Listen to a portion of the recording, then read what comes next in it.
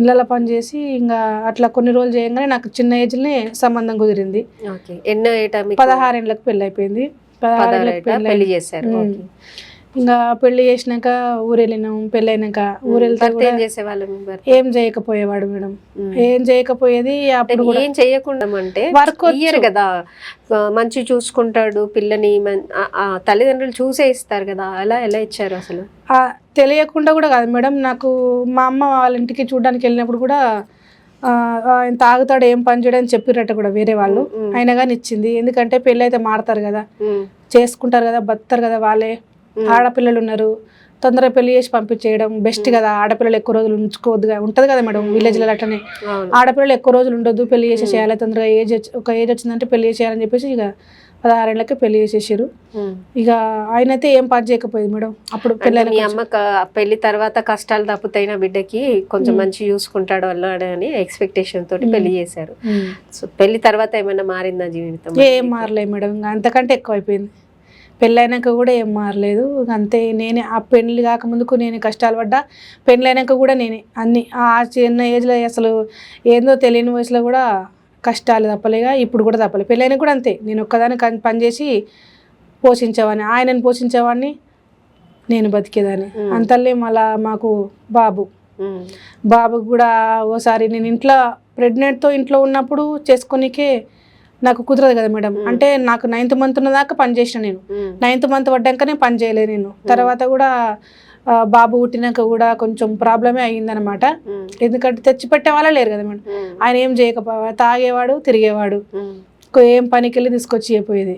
ఇక నేనే తర్వాత మా అమ్మకి ఫోన్ చేసి బాబుని పట్టుకుని ఇక చెల్లెని పంపియమ్మ, మా అక్కకి నేను ఎట్లా హెల్ప్కి పోయినా అప్పుడు మా సిస్టర్ చిన్నామే మా చెల్లె నా కొడుకుని పట్టుకునేది, బాగా చూసుకునేది మంచిగా.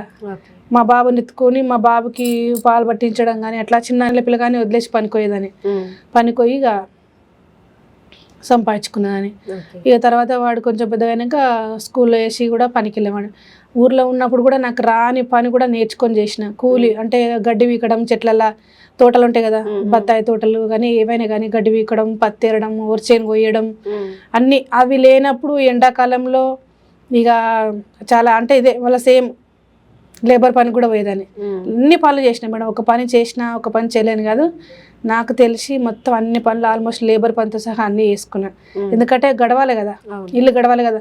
ఈ పని ఉంటే ఆ పని, వర్షన్లు కోసే సీజన్లో ఆగిపోయేది. అంటే మీ అత్త మామ లేకపోతే మీ వాళ్ళు? మా మామయ్య నేను నా పెళ్లి కాముందుకే చనిపోయాడు.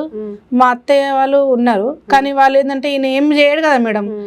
ఇద్దరిని వాళ్ళేం చేస్తారు, ఏర్పడేసిరు, తొందరనే ఏర్పడేసిరు. ఏర్పడ్డాక కూడా ఇక మొత్తం ఇంకా నేనే చేసుకొని పోషించడం అట్లా అయిపోయింది అనమాట. ఇక పిల్లగాని స్కూల్లో వేసుకున్నా, పిల్లగాని చదివించుకోవాలి. మేము చదువుకోలే కదా మేడం, చదువు విలువ నాకు తెలుసు కదా. సో మా కొడుకుకు ఆ ప్రాబ్లం రావద్దు, వాడిని మంచిగా చదివించుకోవాలి అని చెప్పేసి బాగానే వాడిని చదివించుకోవడం స్టార్ట్ చేసిన. ఇక మంచి స్కూల్ పంపించడం, నర్సరీ నుంచి ప్రైవేట్ స్కూలే, నర్సరీ ఎల్కేజీ యూకేజీ మొత్తం.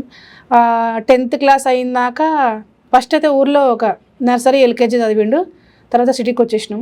ఇక మా ఆయన బాగా తాగుడు ఎక్కువైపోయి బాగా టార్చర్ మొదలు పెడితే ఇక అక్కడ ఉండకుండా సిటీకి వచ్చేసిన. సిటీకి వచ్చేసి ఇక ఆయన చేయకపోయేవాడు కదా మేడం. ఆయన చేయకపోయేది నేను బయటికి వెళ్ళి సంపాదించలేకపోతే మీ అనుమానాలు. అందుకని బాగా టార్చర్లు ఎక్కువైనాయి, గొడవలు అవుతున్నాయి, కొట్టేవాళ్ళు, బాగా టార్చర్లు ఎక్కువైతున్నాయి. ఇంక బాబుని తీసుకొని వచ్చేసాను నేను. హైదరాబాద్కి వచ్చేసిన ఫస్ట్ నేను రానియలేదు. నేను బాగా ఇన్ని రోజులు టార్చర్ పెట్టినా, ఒక 5 ఇయర్స్ నుంచి ఏగింది జాలిగా నీతోటి, నీ లైఫ్ నువ్వు హ్యాపీగా ఉండు, నా లైఫ్ నేను ఉంటానంటే పోలీస్ స్టేషన్ పోయిండు. పోలీస్ స్టేషన్ పోయి నా భార్య నేను గొడవ పడ్డం వచ్చేసింది, మమ్మల్ని కలపండి అని కాంప్రమైజ్ కోసం పోలీస్ స్టేషన్కి వెళ్ళిండు. వెళ్తే వాళ్ళు నన్ను పిలిపించి మాట్లాడారు అనమాట. ఎందుకమ్మా హస్బెండ్ వద్దంటున్నావంట, ఒకదాని ఎట్లా బతావు, భర్త నీకు తోడు ఉండాలి కదా, నీకు భర్త తోడు కావాలి కదా, భర్త లేకుంటే ఎట్లా బతావు అంటే నా గురించి వాళ్ళకి తెలియదు కదా మేడం.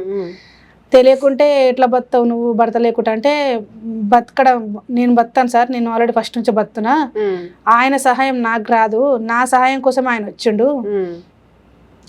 అంటే వాళ్ళ విధానం ఎట్లా, ఒక చెట్టు నీడ నీకు ఉండాలి కదమ్మా అంటే చెట్టు ఆయన, నేను చెట్టుని ఆయనకు నీడ సార్. వాళ్ళు అంటేనే ఒక ధైర్యము, ఆ ధైర్యం నీకు ఉండాలి కదా అనేసి వాళ్ళు చెప్తున్నారు. ఆ ధైర్యం అంటే నేను, ఆయన ధైర్యం నాకు లేదు సార్, నా ధైర్యం కోసం ఆయన వచ్చిండు, ఇది పరిస్థితి అని మొత్తం వాళ్ళకు కూడా మొత్తం స్టోరీ అంతా చెప్పిన. స్టోరీ అంతా చెప్తే వాళ్ళు ఆయన తిట్టి ఆయన 2 దెబ్బలు కూడా వేసిరు. ఇట్లా ఇవన్నీ నిజాలేనా మీ భార్య చెప్పిందంటే అన్ని నిజాలే అని చెప్పిండు. మళ్ళీ నిజాలు అనేసరికి ఆయన 2 దెబ్బలు వేసి చక్కగా ఉండి సందన మంచిగా చేసుకో, మేము ఇప్పుడు కలుపుతున్నాం, మిమ్మల్ని కాంప్రమైజ్ చేస్తున్నాం, మా మాట నిలబెట్టు అని చెప్పేసి వాళ్ళు ఒక మేస్త్రి పెయింటర్ అంటారు కదా, ఆ మేస్త్రిని పరిచయం చేసి ఆ వర్క్ లో పెట్టించారు ఆయనని.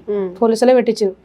పెట్టిస్తే కొన్ని రోజులు కూడా చేయలేదు, ఒక వారం 15 రోజులు చేసిండు, మానేసిండు. అది కూడా మళ్ళీ అంటే కొన్ని రోజులు చేస్తాడు అంతే నమ్మించనీకే. తర్వాత మళ్ళా అదే డబ్బులు చేతికి వచ్చే వరకు చేస్తాడు. తర్వాత మళ్ళీ సేమ్ మళ్ళా తాగడం కొట్టడం తిట్టడం గొడవలు. ఇక ఎప్పుడు అప్పటి నుంచి అని ఇప్పటి వరకు అంతే.